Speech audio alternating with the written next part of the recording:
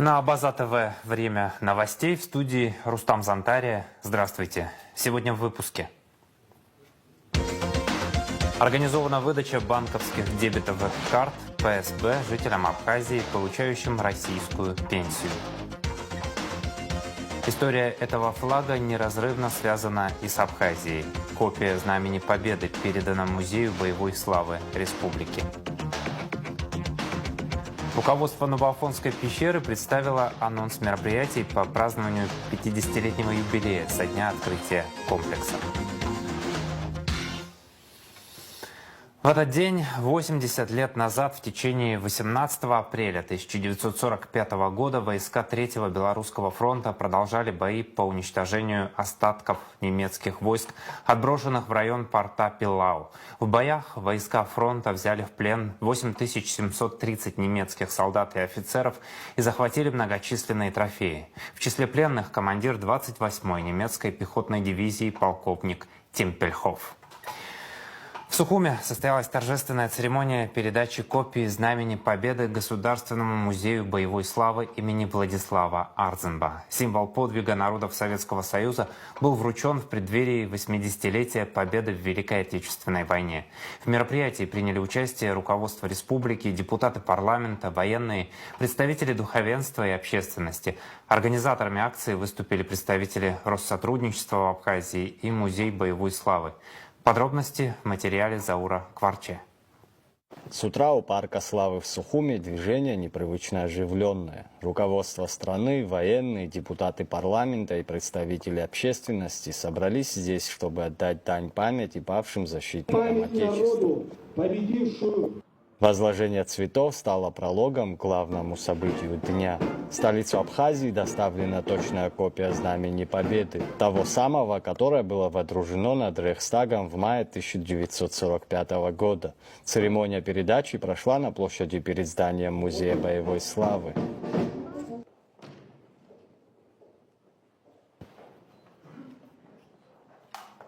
Далее торжественное мероприятие продолжилось в зале Музея боевой славы имени Владислава Арзенба. С приветственным словом от имени президента республики Батры Гунба выступил руководитель администрации президента Беслан Эшба. Знамя Победы является священной реликвией, и для нас большая честь принять этот немеркнущий символ великого подвига народов Советского Союза. Героизм тех, кто противостоял немецкому фашизму, был примером для их детей и внуков, которым через десятилетия пришлось защищать Абхазию от грузинских агрессоров. Дорогие друзья, мы накануне великого праздника. По всей Абхазии реставрируются памятники и мемориальные доски, посвященные победе в Великой Отечественной войне. В осуществлении этой благородной миссии нам помогает Российская Федерация. И мы все благодарим президента Российской Федерации Владимира Владимировича Путина. Дорогие друзья, поздравляю всех с наступающим великим праздником Победы. Посол России в Абхазии Михаил Шургалин напомнил, что история этого флага непрерывно связана и с Абхазией. Символизм еще и в том, что уроженец русской земли Михаил Егоров и уроженец Абхазии Мелитон Кантария – это были те два человека, которые выдрузили это знамя. Жители Абхазии приняли самое активное участие в Великой Отечественной войне. Мы все знаем, что 55 тысяч человек ушли на фронт, 17,5 тысяч не вернулись. Мы отмечаем, что те традиции, которые были заложены нашими ветеранами во время Великой Отечественной войны, и сейчас поддерживаются, поскольку большое количество добровольцев из Абхазии сейчас сражаются в зоне специальной военной операции и в Курской области. И сейчас они добивают тех неонацистов, которые, к сожалению, все еще сохранились на этой земле. О вкладе абхазского народа в Великую Победу говорил и заместитель министра обороны Абхазии Давид Бжания. В годы суровых испытаний тысячи наших соотечественников вместе с многонациональным советским народом совершили великий подвиг. Мы чтим память тех, кто отдал жизнь в борьбе с фашизмом. Глубокая благодарность ветеранам Великой Отечественной войны, воинам и труженикам, которые прошли все беды и тяготы войны. Мы будем бережно и чутко хранить это знамя и передавать его из поколения в поколение. О личном, семейном и духовном опыте войны рассказал настоятель Каманского монастыря игумен Игнатий Киут. 19 марта мой дедушка в 1945 году погиб в Берлине и был захоронен в селе Клепов, но потом было перезахоронение. И нам известна эта могила в Польше, в городе Грыфино, где 5 ашуба захоронены в этом месте. Это говорит о том, что наш народ, народы Абхазии, жители Абхазии, смело, понимая важность подвига, смело пошли на войну, защищая интересы народов, которые проживали в СССР. Наши дети должны знать, через что пережили наши дедушки и бабушки. От имени Россотрудничества выступил руководитель представительства в Абхазии Владислав Куликов. Пусть это знамя всегда напоминает нам о важности единства, мира и взаимопонимания между нашими народами. Пусть оно вдохновляет нас на новые свершения во имя процветания наших государств. Этой акцией «Русский дом» продолжает цикл мероприятий, посвященных победе в Великой Отечественной войне, которая будет проходить в стране в течение этого года. 9 мая мы вместе с вами будем праздновать 80-летие Великой Победы. Уверен, что бессмертный полк, который состоится 9 мая, будет масштабным, а совместные культурные акции яркими и запоминающимися. О великом вкладе Абхазии в победу напомнил председатель Совета ветеранов Великой Отечественной войны Закан Нанба. Действительно, вклад абхазского народа в Великую Победу был огромен. Почему? Потому что 23 героя Советского Союза, 3 полных кавалера Ордена Славы, 8 представленных к званию Герой Советского Союза, но не награжденных по каким-то причинам. Вот такой вклад был внесен нашим народом в Великую Победу. Кульминацией церемонии стало выступление заместителя координатора акции «Бессмертный полк» Дениса Дементьева. Именно он передал копию знамени директору музея Мзие Бея. Эта копия была вручена мне на форуме координатору Бессмертного полка со всего мира в зале славы на Поклонной горе в Москве из рук Ирины Михайловны, дочери Героя Советского Союза Михаила Егорова, водрузившего знамя над Рейхстагом. Однополчане собрались из 52 стран, объединенные одной целью – нести подлинную историческую память Великой Победы, память подвига советского народа в борьбе с фашистской Германией. И пока эта память живет в наших сердцах, ничто не забыто, никто не забыт. Директор музея боевой славы Мзия Бея поблагодарила за доверие и отметила, что копия знамени займет центральное место в экспозиции. Копия знамени Победы, как уже сегодня говорили и будем говорить много раз в веках, это бесценная реликвия, которая займет достойное место в экспозиции зала истории Великой Отечественной войны и станет одним из самых ярких и впечатляющих экспонатов музея, который, несомненно, будет служить делу патриотического воспитания молодежи. Передача знамени не только символ, но и вклад в сохранение памяти. Реликвия станет частью постоянной экспозиции музея и напоминанием о подвиге тех, кто сражался за мир. Впереди мероприятия ко Дню Победы, включая традиционное шествие Бессмертного полка. Заур Кварджа, Лангвик Вискири, Абазатовы. Президент Республики Абхазия Бадра Гунба подписал указы о формировании персонального состава Кабинета министров. В соответствии с конституционным законом Республики Абхазия о Кабинете министров в правительстве Республики Абхазия назначены: Нанба Джансух Эдуардович, вице-премьером Республики Абхазия; Хагба Тарас Миронович, вице-премьером Республики Абхазия; Минасян Вараздат Мелконович, вице-премьером Республики Абхазия; Киут Роберт Витальевич, вице-премьером, министром внутренних дел Республики Абхазия; Ажиба Ятыр Рауфович, руководителем аппарата Кабинета министров Республики Абхазия; Барцец Олег Мсасович, министром иностранных дел Республики Абхазия; Кове Даур Вадимович, министром культуры Республики Абхазия; Ануа Владимир Иванович, министром обороны Республики Абхазия. Будба Эдуард Валерьянович, министром здравоохранения Республики Абхазия. Бения Эдгар Русланович, министром по налогам и сборам Республики Абхазия. Гунба Хана Владимировна, министром просвещения Республики Абхазия. Губас Саид Гурамович, министром финансов Республики Абхазия. Джопо Беслан Цыбович, министром сельского хозяйства Республики Абхазия. Барцыц Анри Львович, министром юстиции Республики Абхазия. Миквабе Тимурас Зурабович, министром экономики Республики Абхазия. Мушба Батал Вадимович, министром энергетики Республики Абхазия. Аджба Руслан Таифович, министром социального обеспечения и демографической политики. Анхваб Ахра Владимирович, председателем Государственного комитета Республики Абхазия по государственной языковой политике.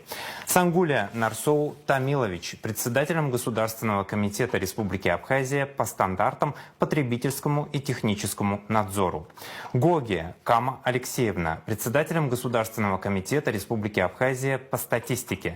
Зухба Юрий Зауревич, председателем Государственного комитета Республики Абхазия по управлению государственным имуществом и приватизации. Читанава Савелий Михайлович, председателем Государственного комитета Республики Абхазия по экологии и природопользованию. Хеце Отар Михайлович, председателем Государственного таможенного комитета Республики Абхазия. Цвинария Саид Бесланович, начальником Государственной миграционной службы Республики Абхазия. Гамисония Демир Ильич, начальником управления капитального строительства Республики Абхазия. Ашхацава Анзор Николаевич, начальником Государственного управления лесного хозяйства Республики Абхазия. Цвижба Омар Кипсович, начальником Государственной инспекции Республики Абхазия по карантину растений. Сангулия Гарик Анатольевич, начальником Государственного управления охраны историко-культурного наследия Республики Абхазия. Джопо Роман Владимирович, начальником Государственной ветеринарной службы Республики Абхазия. Цымцба Дмитрий Олегович, начальником Государственного управления Республики Абхазия по архитектуре и градостроительству. Организована выдача банковских дебетовых карт Промсвязьбанка ПСБ жителям Абхазии, получающим российскую пенсию. По республике открыто 12 отделений, в которых пенсионеры могут оформить бессрочную карту для получения выплат. Торжественную выдачу карт в Сухуми посетил глава государства Бадра Гунба, заместитель председателя ПСБ Михаил Дорофеев и российский посол Михаил Шургалин. Репортаж Рады Чачава. С самого утра в центре столицы многолюдно. В стенах банковского отделения, в котором теперь жители Абхазии могут получить карту ПСБ, работа не прекращается ни на мгновение. ПСБ организовал выдачу дебетовых карт МИР российским пенсионерам, постоянно проживающим в Абхазии. На сегодняшний день выдано уже более 2000 карт с безлимитным сроком обслуживания. Как поделились с нашей съемочной группой пенсионеры, выдача карт на территории республики значительно облегчает им жизнь. Ведь теперь не придется пересекать границу и выезжать в Россию для оформления всех необходимых документов. Я пришел получить пенсию, но тут говорят, что нам уже обменяют карточки, которые мы уже делали в ВТБ банке. Нам, конечно, это очень удобно. Людям, у нас есть много людей, которые еще не получили, надо было им выезжать. Это спасибо россиянам, что нам устраивают такие удобства. Мы рады. И здесь меня записали, сказали, позвонят, я подойду, поменяют. Сейчас здесь удобнее, конечно, и хорошо. И близко, и нормально, и поедешь, приедешь. Все хорошо. В торжественной церемонии выдачи карт, прошедшей в столице, приняли участие президент Абхазии Бадра Гунба, заместитель председателя ПСБ Михаил Дорофеев и российский посол Михаил Шургалин. Михаил Дорофеев рассказал, что при поддержке правительства и Банка Абхазии ПСБ организовал процесс оформления и выдачи карт в кратчайшие сроки. Президент Абхазии Бадра Гунба, в свою очередь, отметил, что инициатива выдачи дебетовых карт пенсионерам на территории Абхазии важная и нужное. Он поблагодарил руководство России за помощь в ее реализации. Было обращение, просьба к президенту Российской Федерации Владимира Владимировича Путина, действующего президента, на тот момент еще только избиравшегося, Бадыра Зурабовича. Было поручение, и по этому поручению было принято решение президента Российской Федерации. Вышел специальный указ о том, что здесь данная работа с пенсионерами будет перенастроена. Мы наладили так работу, что у нас в 10 населенных пунктах мы на базе их отделений выдаем карточки населению. Мы все прекрасно знаем, что физические возможности не позволяют ездить в Сочи несколько раз, оформлять карты. Я уверен, что такого рода механизм, он облегчит для наших граждан возможности получения пенсии на карты. Действительно принято, я считаю, что это беспрецедентное решение вне территории Российской Федерации с учетом обращения поддержать граждан, которые нуждаются в этом. Ранее жителям, получающим российскую пенсию, приходилось выезжать на территорию соседнего государства для оформления дебетовых карт, что, конечно, порой давалось пожилым людям тяжело. По словам Михаила Дорофеева, выдача карт ПСБ позволит им своевременно получать пенсии и выплаты на банковскую карту, осуществлять денежные переводы через мобильный и интернет-банк, а также оплачивать покупки в магазинах и онлайн. Глава государства, в свою очередь, призвал жителей республики воспользоваться возможностью и получить карту ПСБ. Была вот отдельная просьба Бадыра Зурабовича так организовать работу, чтобы эти карточки были, они не были ограничены во времени. Поэтому у нас приняты все решения тоже в банке внутри, и мы выдаем эти карточки бессрочные. При этом также предусмотрели, также была отдельная просьба от руководства Абхазии, мы предусмотрели то, что к маломобильным группам населения банк сам выезжает на дом. Учитывая, что эта возможность сегодня предоставляется здесь, на территории Абхазии, я считаю, что этим надо воспользоваться.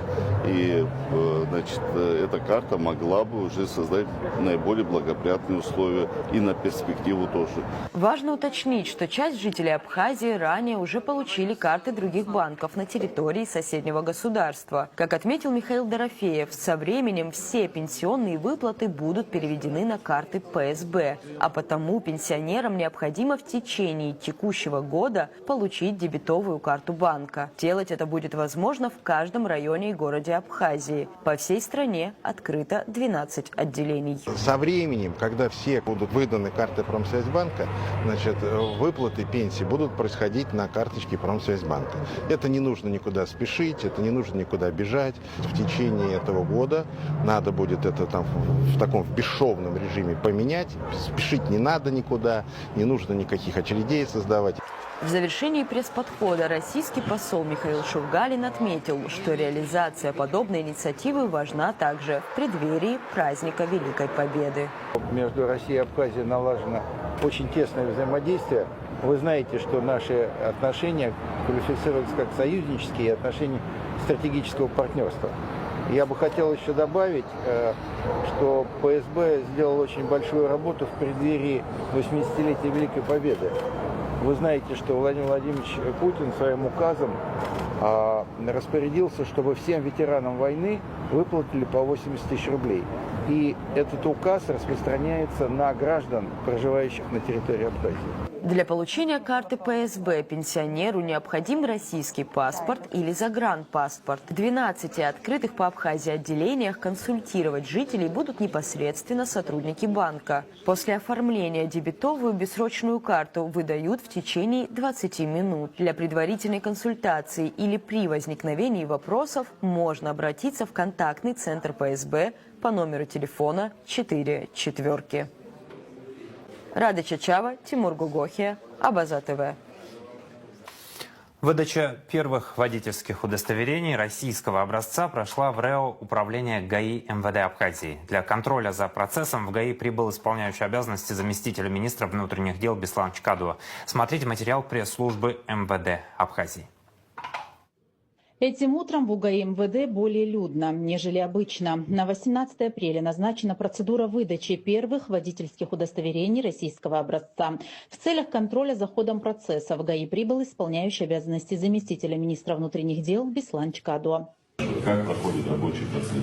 Подача заявления? По времени, по расписанию. Есть ли какие-то трудности с подачей заявлений? Очереди, какие-то пожелания, замечания, предложения? Никаких замечаний нет, все хорошо. Все нормально? Да. Все вовремя? Да, все вовремя. В очереди стоять приходится? Практически нет, но вот сразу. А как вы попали сюда? Как это было? Запись 2 дня назад нас осуществили. Здесь вот записали нас на пятницу. То есть предварительная запись, да. Вы пришли по времени? Да. По времени, по времени, по курсу. В понедельник, 14 апреля, были приняты первые документы на выдачу права российского образца. Первым водителем, получившим свое российское водительское удостоверение, стал Гарри Кинапшиба.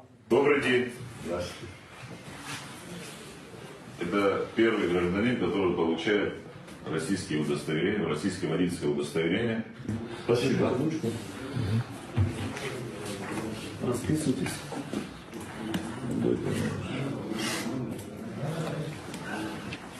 Поздравляем вас. Вы первый, кто получает водительское удостоверение российского образца. Желаю вам удачи, успехов. Упрощенная выдача российских водительских удостоверений начата по поручению президента в Абхазии и России в ходе достигнутой договоренности на встрече Бадры Гумба с Владимиром Путиным 5 марта. Удостоверение можно получить в управлении госавтоинспекции МВД Абхазии в Сухуме при наличии паспортов Российской Федерации и Республики Абхазия, действующего абхазского водительского удостоверения. При этом медицинская справка, СНИЛС, прописка и сдача экзаменов не требуются. Во вторник пришла, записалась, по времени пришла, и вот сейчас на выдачу. Очень рада, что так все. Часто выезжаю, было необходимо, вот. Все это я здесь. Удобно. Удобно все, да. Удобно все, что по времени, вот, недолго и вот так. Госпошлина за оформление российского водительского удостоверения также не взимается. Ежедневно граждане активно записываются и сдают документы на получение российских прав. Какие-то проблемы возникают при обращении? Какие-то замечания есть к работе сотрудников? Инспекции нашей, российской. Все нормально? Нормально. Все работает как положено? Благодарность, мы передадим. Для выдачи российских удостоверений в Абхазию были командированы 7 сотрудников полиции России. Оказывать им максимальное содействие, а также постоянно взаимодействовать с гражданами руководства УГАИ поручил замминистра Чкадуа. Как нам доложили наши коллеги с Российской Федерации, на сегодняшний день подано заявок 667 от наших граждан на обмен водительских удостоверений Российской Федерации. 332 водительских удостоверений готовы сегодня к выдаче. Это говорит о хорошей динамике нашей работы совместной. Я просил бы вас, оказывать максимальное содействие нашим коллегам, которые здесь командированы с управления ГАИ Российской Федерации, для того, чтобы эта работа была еще более эффективной и плодотворной. Если есть какие-либо замечания, предложения от наших граждан, их надо учитывать. Если есть какие-то предложения от коллег наших, их надо задействовать максимально для того, чтобы улучшить нашу работу и достичь максимального результата. Как известно, пункт обмена водительских удостоверений у нас работает с понедельника. В понедельник даже мы работали в тестовом режиме. Официальная деятельность наших коллег началась со вторника. В среднем у нас получается, что в день приходит на обмен, подает заявление на обмен водительских удостоверений порядка 160-180 человек. Это хорошая динамика, которую надо сохранять. Та предварительная запись, которая осуществляется для удобства наших граждан, ее надо также продолжать работать по этой системе. Если есть какие-либо предложения у нас для улучшения работы, для того, чтобы создать максимально удобные и комфортные условия для наших граждан, их надо тоже внедрять, чтобы не было никаких очередей, чтобы не было никаких неудобств. Беслан Русланович, хотел бы сказать, что на данный момент работа, которая была поставлена в управлении ГАИ, приехавшие наши коллеги из Российской Федерации для того, чтобы прием граждан для подачи и получения водительского удостоверения российского образца работает в полном объеме. По мере возможностей с нашей стороны все условия и все технические моменты или какие-то вопросы, если появляются, мы на месте решаем с нашими коллегами. Кстати, хотелось бы обратиться к нашим гражданам, учитывая, что обмен водительского удостоверения продлили нам на год, то есть до 1 апреля 2026 года наши граждане имеют возможность сдать водительского удостоверения на территории Абхазии, не выезжая за пределы. Хотелось бы обратиться еще раз, чтобы максимально все те, которые должны были обменять, обменяли в этот срок. 1 апреля 2025 года в России вступили в силу новые правила обмена иностранных водительских удостоверений на российские. В тот же день президент Владимир Путин подписал указ, в соответствии с которым граждане Абхазии смогут получить российские водительские права в упрощенном порядке, если у них есть вид на жительство или паспорт Российской Федерации. Документы у граждан принимаются ежедневно, со вторника по субботу включительно.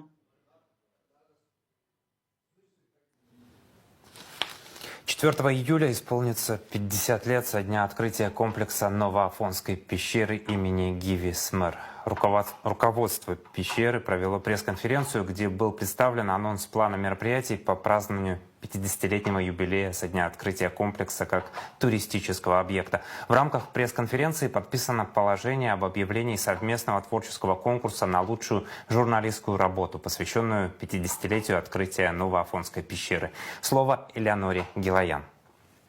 Свой юбилей Новоафонская пещера отметит целым циклом различных мероприятий, от научных и познавательных до культурных. И даже конкурс проведут. Главной задачей в ходе планирования стало раскрыть как можно больше пластов истории, культуры и искусства нашей страны для жителей и гостей Абхазии. Итак, этот юбилейный год мы хотели бы провести особенно для наших экскурсантов. Мы хотели бы, чтобы они запомнили Абхазию не только благодаря ее природным красотам, но также благодаря ее культуре, ее древней истории, талантливым людям, населяющим нашу страну. Конечно же, обо всем этом рассказывают экскурсоводы наземные, так мы их называем, тех экскурсоводов, которые проводят экскурсию на поверхности. Но все это мы хотели бы и у нас здесь, чтобы люди могли запечатлеть и увидеть своими глазами, уже визуализировать, так сказать. Можно сказать, что мы уже фактически начали реализацию этого проекта. 5 января 2025 года у нас в стенах пещеры прошел концерт Государственной хоровой капеллы Республики Абхазия под руководством Надара Чанба. Рождественские песнопения были исполнены внутри пещеры, и это был уникальный концерт, который пользовался очень большим успехом. Пройдет ряд тематических концертов при участии Государственной хоровой капеллы, а также известных абхазских исполнителей национальных песен и романсов. 2025 год богат на юбилеи, и Новоафонская пещера отметит и эти даты. Самая главная дата этого года – это, конечно, 80-летие Великой Победы над фашизмом. И при поддержке посольства Российской Федерации мы 1 мая открываем в главном вестибюле пещеры на 2-м этаже большую фотовыставку, на которой будут представлены архивные фотографии времен Великой Отечественной войны, предоставленные нам посольством Российской Федерации. Мы благодарим за содействие и за помощь в реализации этого проекта. 8 мая у нас, опять же, в концертном зале спелеологов пройдет концерт, посвященный Великой Победе. Выступит у нас Мадина Кварцхелия и трио Яней с концертной программой «Лирические романсы» и любимые песни нашей Победы. Мы приглашаем вас на это мероприятие. 80 лет исполняется в этом году со дня рождения открывателя Новоафонской пещеры Гиви Смыр. Этому будет посвящен ряд мероприятий в культурном центре Новоафонской пещеры у водопада. Его директор, супруга Гиви Смыр, рассказала о ежегодном культурном фестивале, который там проводится. И каждый год это мероприятие набирает обороты, оно становится известным. Больше людей принимают участие в этом мероприятии, больше ремесленников и творческих людей приезжают. Но как бы она уже становится известна, масштабна для нашей республики. Могу сказать, что в том году около 100 мастеров было на нашей ярмарке. Это одна из самых больших ярмарок. Люди уже на слуху, готовятся, и мне это приятно слышать. Все проходит хорошо. Но есть одна проблема, о которой я все время говорю, и, наверное, пока я жива, я буду об этом говорить. Это картины, которые негде выставить. В прошлом году я пошла на такую авантюру. В свадебном шатре мы выставили картину. Конечно, это было неправильно и вандально по отношению к работам, но мне хотелось как-то, знаете, поддержать после того, что у нас случилось в галерее, и сказать о том, что у нас есть что хранить и на что обратить внимание. Но делать это постоянно невозможно, потому что погодные условия и влажность, все это... В общем, проблема в том, что картины у нас не выставлены, и люди не могут их смотреть. Очень много спрашивают, и местные жители наши, и приезжие. Они хотят видеть, они хотят знать в любое время, чтобы можно было прийти, посмотреть и узнать о этом человеке, многогранном, как говорила Эсма, известном достаточно. Поэтому вот этим я не могу похвастаться, что мы это сделаем в этом году. Директор Института экологии Академии наук Роман Дбар рассказал о запланированной большой научной конференции экологов, ученых, посвященной Новоафонской пещере и карстовым образованиям. Логичным является в череде всех этих мероприятий, которые были перечислены, в этом году будет и научная конференция, посвященная Новоафонской пещере, может быть, с неким даже большим расширением, которое посвящено карсту Абхазии. Карст Абхазии интересен еще тем, что фактически глубочайшие карстовые пещеры, карстовые полости мира сосредоточены в Абхазии. Целые континенты не могут похвастаться наличием таких феноменов, которые собраны на территории Абхазии. К октябрю месяцу, значит, с участием Новоафонской пещеры, Академического института экологии Академии наук Абхазии и Абхазского государственного университета мы постараемся организовать научную конференцию, которая соберет всех заинтересованных спелеологов и людей, занимающихся изучением карста. Председатель Союза журналистов Абхазии Руслан Хашик поздравил коллектив Новоафонской пещеры с предстоящим юбилеем. Он также подчеркнул важность проведения на постоянной основе разных культурных мероприятий, особенно в летний сезон. Для меня, как для гражданина страны, конечно, всегда очень важно, имеет значение, какую информацию увозят с собой туристы, посещающие нашу страну. Природа – это хорошо, море еще лучше, но Абхазия богата историей, культурой, талантливыми людьми, и поэтому весь этот курортный период, он должен быть насыщен культурными программами. И мне было очень приятно слышать вот эти все проекты, которые вы запланировали. И это должно быть не только в юбилейном году, это должно стать таким постоянно. Директор комплекса Новоафонской пещеры Мирон Чалмаз сообщил журналистам о количестве туристов со дня открытия и финансировании юбилейных мероприятий. Со дня открытия пещера уже обслужила около 20 миллионов туристов. То есть 10 миллионов 500 тысяч было до 1992 года и 9 миллионов с чем-то уже вот после нашей войны, с того момента, как начали работать. Хочу еще добавить, что все эти мероприятия, конечно, сюда будет закладываться определенный бюджет, что мы никогда сами себе позволить не можем. У нас есть учредитель в лице Министерства по курортам и туризму. Здесь представляет Астамор Хицкурович Барциц. То есть они ознакомлены с планом мероприятия, они его одобрили. наше обращение было понято и оказывается всячески согласованной поддержкой. По завершении пресс-конференции Руслан Хашик и Мираль Чалмаз подписали положение о проведении совместного творческого конкурса среди журналистов республики на лучшие материалы, посвященные 50-летию открытия Новоафонской пещеры. На конкурс могут быть представлены материалы различных жанров, используемых в СМИ. Обо всем подробнее можно прочитать на сайте Новоафонской пещеры и Союза журналистов. Элеонора Гилаян, Тимур Гугохия, Абаза ТВ. Печальная весть. Союз журналистов Абхазии извещает о смерти заслуженного работника культуры республики, члена Союза журналистов и Союза писателей Абхазии, редактора государственного издательства «Алашара» Заура Расимовича Бутба и выражает соболезнования родным и близким.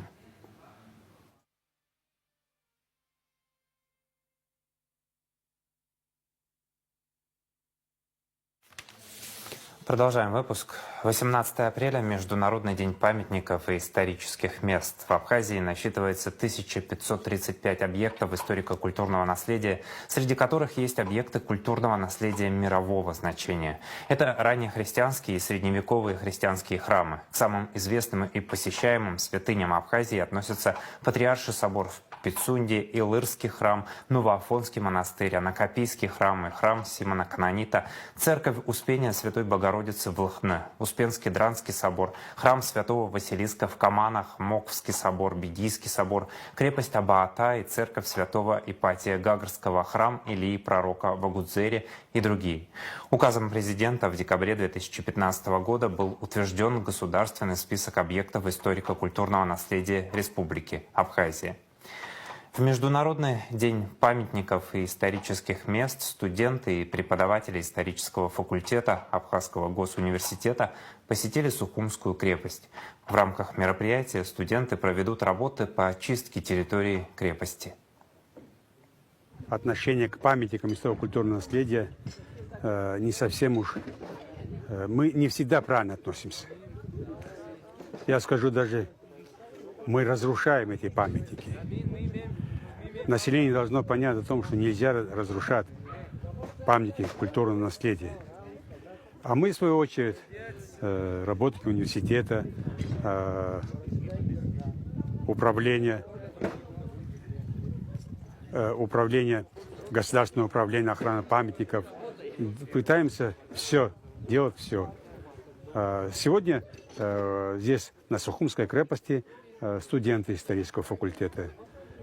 Студенты исторического факультета, конечно, они знают про этот день. Но это первый, второй курс, которым в этот день мы попытаемся здесь почистить, очистить, убрать от мусора. К сожалению, мусор тоже здесь есть. Бутылки пустые здесь валяются, вот вы можете пройтись и увидеть. А бросаем это мы, наше население. Да и гости тоже видят это и делают это. Я вот только что говорил студентам, мы не в этот день только должны бороться за сохранность памятников культурного наследия. Каждый день мы должны быть, каждый гражданин страны должен это понимать, что это наше будущее наших детей. После выпуска новостей в нашем эфире смотрите интервью известного историка, археолога и художника Анзора Агума из архива Абаза ТВ. Звание заслуженного художника Абхазии на этой неделе указом президента присвоено Руслану Габлия. Это решение было приурочено к первой персональной выставке после перерыва практически в 20 лет.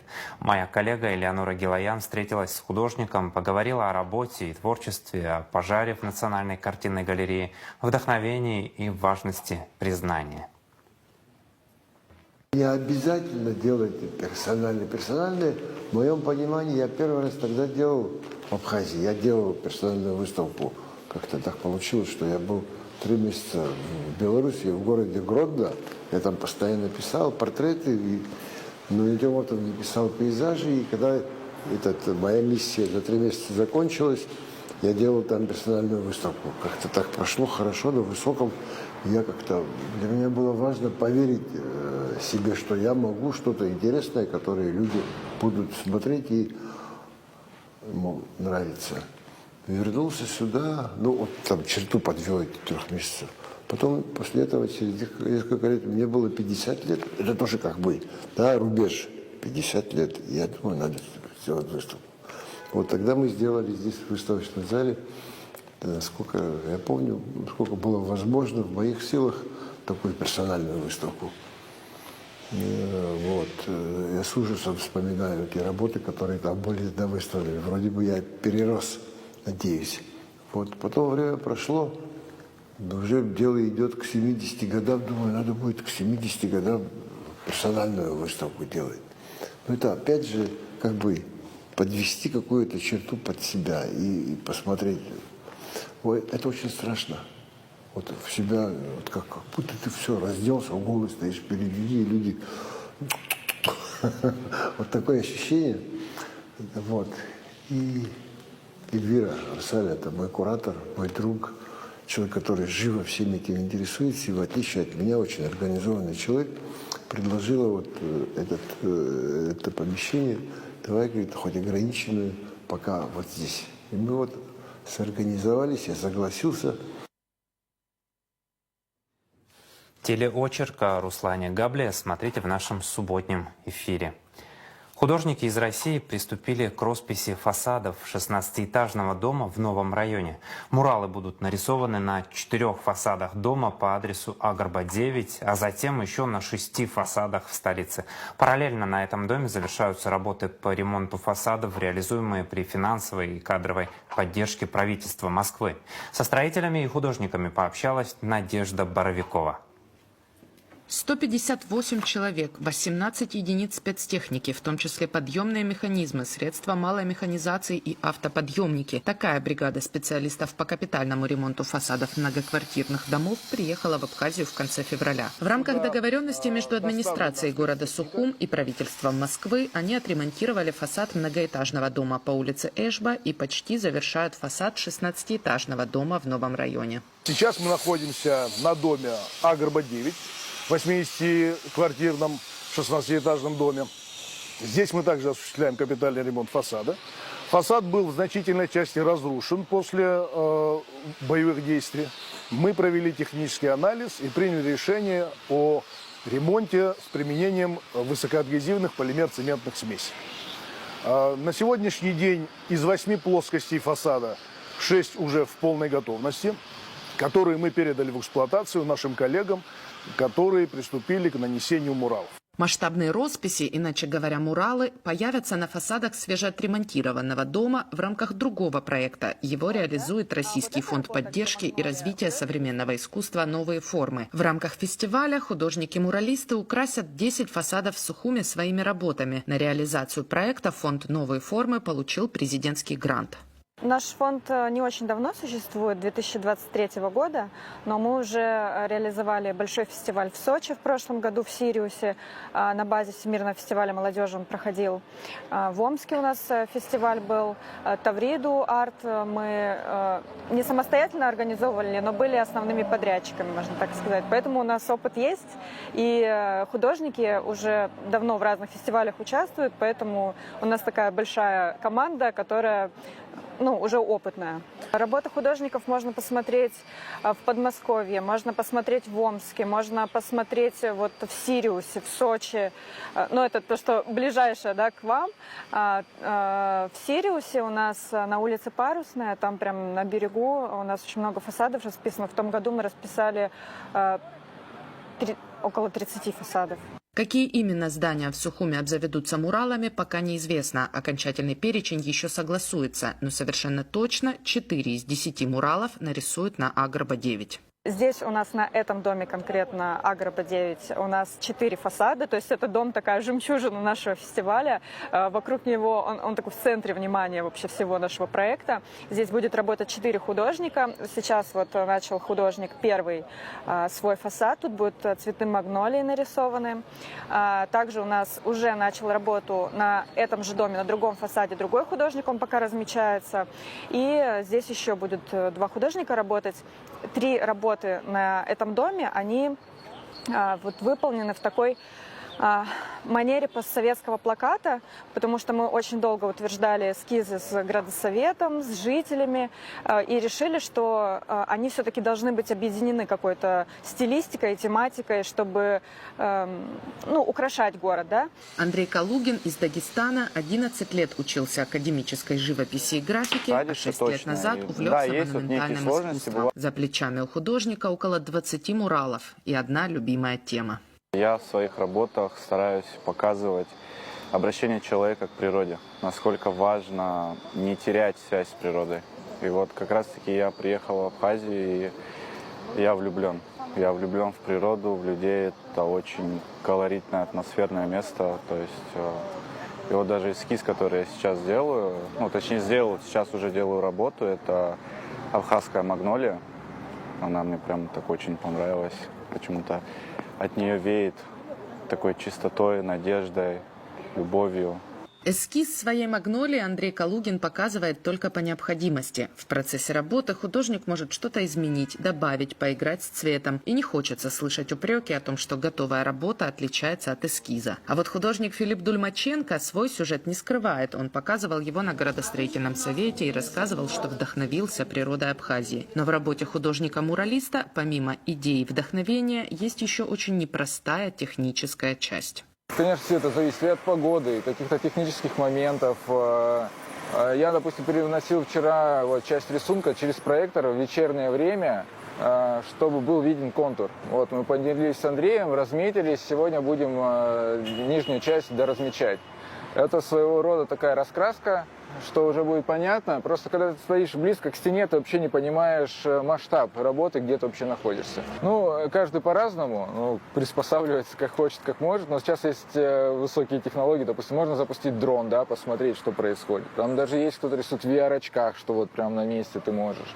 И бригада строителей из Москвы, и мастера современного монументального искусства приехали не просто, чтобы выполнить работу. Основная задача – передать опыт, научить местных мастеров работать с фасадами многоэтажных зданий, а художников рисовать 40-метровые картины. Смотрите, у нас как задача Фонда поддержки и развития современного искусства «Новые формы» это у нас будет подписывать Наталья соглашение с местными техниками, чтобы мы хотели бы передать технические моменты, чтобы обучились местные ребята уже творить такие большие фасады, потому что в любом случае это не сравнить с холстом в галерее, в мастерской. Нужны свои нюансы, попробовать. И мы хотели бы, чтобы кто-то нам ассистировал, да, как подмастерье, как раньше было, да, подмастерья перенимают у мастера мастерство, хотели бы передать эти техники различные, чтобы ребята могли уже в будущем сами расписывать местные фасады. При благоприятных погодных условиях на один мурал требуется от 7 до 10 дней. Строительная бригада Фонда капитального ремонта многоквартирных домов, как и творческий десант Фонда поддержки и развития современного искусства, планируют завершить работу в Абхазии до конца мая. Надежда Боровикова, Валерий Квикескири, Абаза ТВ. Ассоциация силовых ведомств Республики Абхазия совместно с МВД, МЧС и Министерством просвещения провела второй этап масштабного образовательного проекта в Гагарском лицее-интернате. Мероприятие стало логичным продолжением инициативы, стартовавшей в Сухуми, и подтвердило интерактивное обучение безопасности, ключ к снижению детского травматизма и формированию ответственного общества. Такой акции, поэтому ведите мероприятие так, как вы задумали. Здравствуйте, дорогие гости и уважаемые учителя. Добрый день, друзья. Мы очень рады встрече с вами. Но прежде чем мы начнем наше увлекательное мероприятие, оглянитесь, пожалуйста, вокруг себя. Где каждый день по дорогам проезжают сотни автомобилей.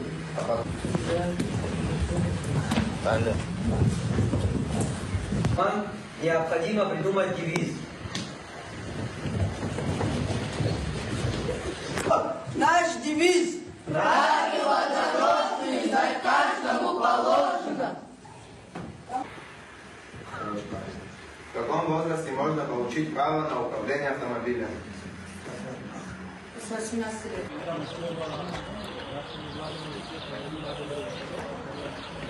участвующих лиц и изымается следователем. После чего назначается нам там и наша задача эти следы. Здесь мы вам показали общий перечень, какие могут быть отпечатки пальцев в виде дуг, в виде петель и в виде завитков.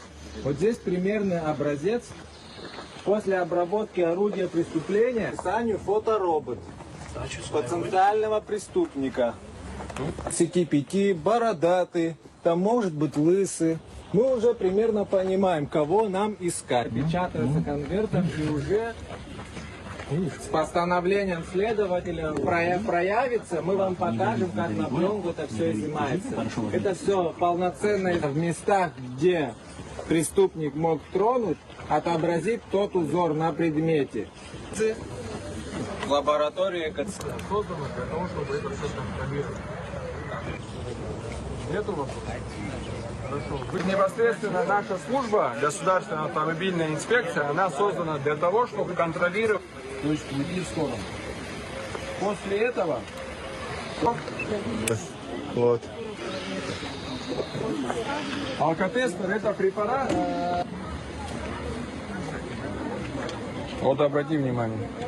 Пожарная охрана создана в 1918 году Владимиром Ильичем Лениным. Был подписан декрет о государственной порядке.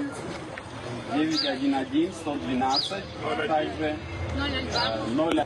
Но это рукава, они бывают разных размеров, форм, да. Индивидуальные маски. Они у каждого бойца свои.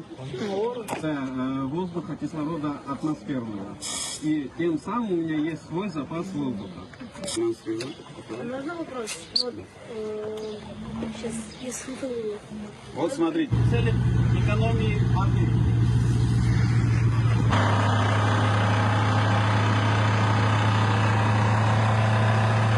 Видишь, какая обратная сила?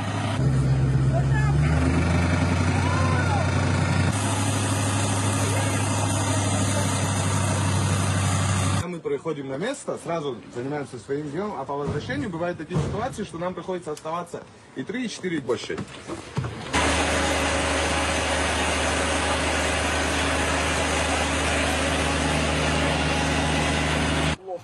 Держишься за карабины перед собой, либо где-нибудь хочешь опустить.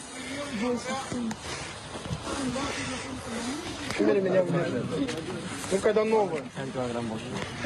А сейчас она почти новая, просто запачкается. На криминалистической лаборатории показали детишкам осмотр места происшествия, как изымаются орудия преступления, как изымаются следы пальцев, следы ладоней, рук. Смоделировали ситуацию, приближенную к реальным условиям, при которых эксперт работает на осмотре места происшествия. Дети проявляли интерес, задавали различные вопросы, как и какие сложности испытывает эксперт-криминалист на осмотре места происшествия. Очень приятно было видеть большой интерес у детишек, то, как они задавали вопросы, как они экспериментировали и как подходили к столику, где был микроскоп, как они изучали гильзы, как они изучали собственные следы пальцев рук, ладоней рук. Сегодня в нашем лицее было грандиозное мероприятие. Мы встречали гостей. Учащиеся были в восторге. Мальчишки узнали много нового. Они в восторге. Также мы провели мероприятие по ЮИД, правила дорожного движения. Я очень благодарна и считаю, что такие мероприятия должны обязательно проводиться в школах. Сейчас о погоде. В выходные и праздничные дни 19 и 20 апреля в Абхазии ожидается переменная облачность. В субботу без осадков, в воскресенье с полудня, в понедельник ночью и утром дождь разной интенсивности, гроза, туман.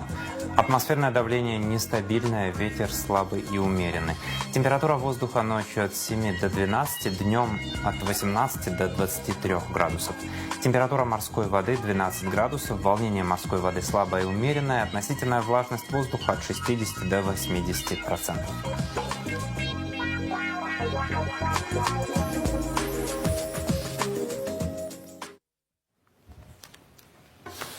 На этом пока все. За развитием событий следите вместе с нами на База ТВ. До новых встреч в эфире. Удачных выходных.